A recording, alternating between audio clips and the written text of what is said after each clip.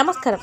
భారత రాజ్యాంగ నిర్మాత, బడుగు బలహీన వర్గాల బాటసారి, అంటరానితనాన్ని తరిమి కొట్టిన మహనీయులు డాక్టర్ బాబాసాహెబ్ అంబేద్కర్ 133వ జయంతి సందర్భంగా బషీరాబాద్ మండలంలో వికారాబాద్ జిల్లా ఎస్సీ సెల్ ఉపాధ్యక్షులు శంకరప్ప, ముఖ్య నాయకులు సత్యం, కృష్ణ, రాములతో కలిసి తాండూరు శాసన సభ్యులు ఎమ్మెల్యే బుయ్యని మనోహర్ రెడ్డి నివాళులర్పించారు.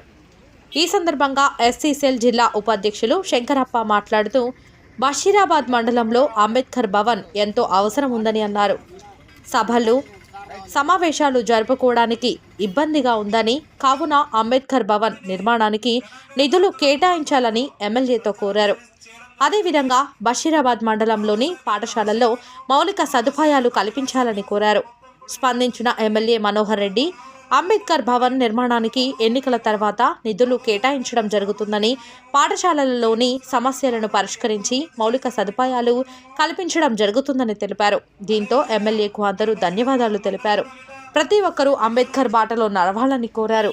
భారతదేశంలో ఉన్న అణగారిన వర్గాల కోసం నిరంతరం పోరాడి ఆయన జీవితాన్ని అంకితం చేసిన ఆ మహనీయులు అంబేద్కర్ గురించి ఎంత చెప్పుకున్నా తక్కువే అన్నారు.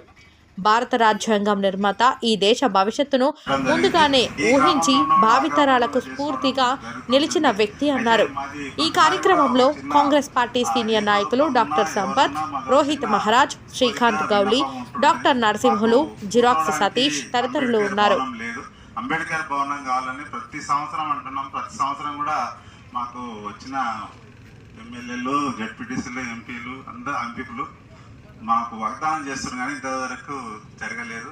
మీ హయాంలో మాకు అంబేద్కర్ భవన్ ఒకటి స్థలం ఇచ్చి కట్టిస్తే బాగుంటుందని కోరుకుంటూ, ఇప్పుడు ఎవరైనా మాట్లాడతారు? కృష్ణ మన దండోర్ నాయకుడు మాట్లాడవలసిందిగా కోరుతుంది. నేను కుల విషయాలు ఎందుకు పడవలసి వచ్చింది అని ఆయన ఎన్నో పడి, అయితే నేనేమి చేయాలి, ఈ అవమానముకు పోకుండా అవమానము నాకు వచ్చింది, మళ్ళీ నాకు వచ్చితే పర్వాలేదు, ఈ సమాజానికి రాకుండా నేనేం చేయాలని ఆయన ఎన్నో కష్టాలు పడి, ఎన్నో అవమానం పడి, పెద్ద పెద్ద చదువులు చదివి, ఎన్నో చదువుకుంటూ కూడా ఎన్నో అవమానం పడుతూ కూడా చదివి, సమాజానికి నేను ఏదో గొప్ప కావాలి, ఈ సామాన్య నాకు వచ్చిన కష్టాలు ఈ సమాజానికి రాకూడదు, ఈ భారతదేశానికి కూడా రాకూడదు, దీన్ని ఏదో చేయాలని ఆయన పడుకుంటూ సమాజానికి అందరికి కూడా మేలు చేయాలి, సామాన్య ప్రజలకు అందరూ కూడా మేలు చేయాలి, అందరూ కూడా రిజర్వేషన్ కల్పించాలి, ఎస్సీ ఎస్టీ బీసీ మైనారిటీ అందరికీ కూడా మేలు కావాలని ఆయన తపం పడి మనకు రాజ్యాంగం రచించిన దాన్ని ఇప్పుడు సమాజంలో ఆయన చేసిండు, కానీ ఇంకా దానికి అన్ని సరైన అమలు కావడం లేదు, సామాన్య ప్రజలకు మేలు కావడం లేదు, ఇంకా కులవీక్షణ ఇంకా గ్రామాలలో ఇంకా కొనసాగుతూనే ఉన్నది. అందుకే సమాజం మనకి ఇంత ఆయన చేసిన బాటలు మనం బతుకుతున్నాము. విద్యాపరంగా కూడా మనకు అన్నీ కూడా ఆయన చూపెట్టిన బాటని, రిజర్వేషన్ పరంగా మనకు పదవులు అనుభవిస్తున్నాం ఆయన పరంగానే, అన్ని విధాలుగా ఆయన పరంగానే ఉన్నది. మనం కూడా సమాజానికి, సామాన్య ప్రజలకు ఎంతో కులవీక్షణ కొన్ని గ్రామాల్లో ఇంకా ఉన్నాయి. మేము గ్రామంలో ఇప్పుడు నియోజకవర్గంలో ఉన్నది ఆయన ఎన్నో ఇట్లా కులవీక్షణ అవుతేనే మాకు చాలా బాగుంటుంది. మేము గ్రామంలో చూస్తున్నాము. ఎందుకంటే ఆయన కూడా మేము చెప్తున్నాం ఒకటే, ఈ అంబేద్కర్ దినం సందర్భంగా ఆయన కూడా తాను చేరే బాధ్యత, ఆయన కూడా చాలా ఆవేశం కావాలి, చాలా బలం కావాలని అంబేద్కర్ మేము కోరుకుంటున్నాం. ఆయన కూడా వెనుక ఉండా కూడా అందరు ముఖ్య నాయకులు ఉన్నారు. అక్కడ కూడా ఈరోజు జయంతి ఉత్సవాలు జరుపుకుంటున్నామంటే ఎంత గొప్ప మానవుడో మనం అందరం కూడా ఒకసారి ఆలోచన చేసుకోవాలి. మనం జయంతి ఏప్రిల్ 14th వస్తుందంటే ఆ విగ్రహాలను అడుగుతాం.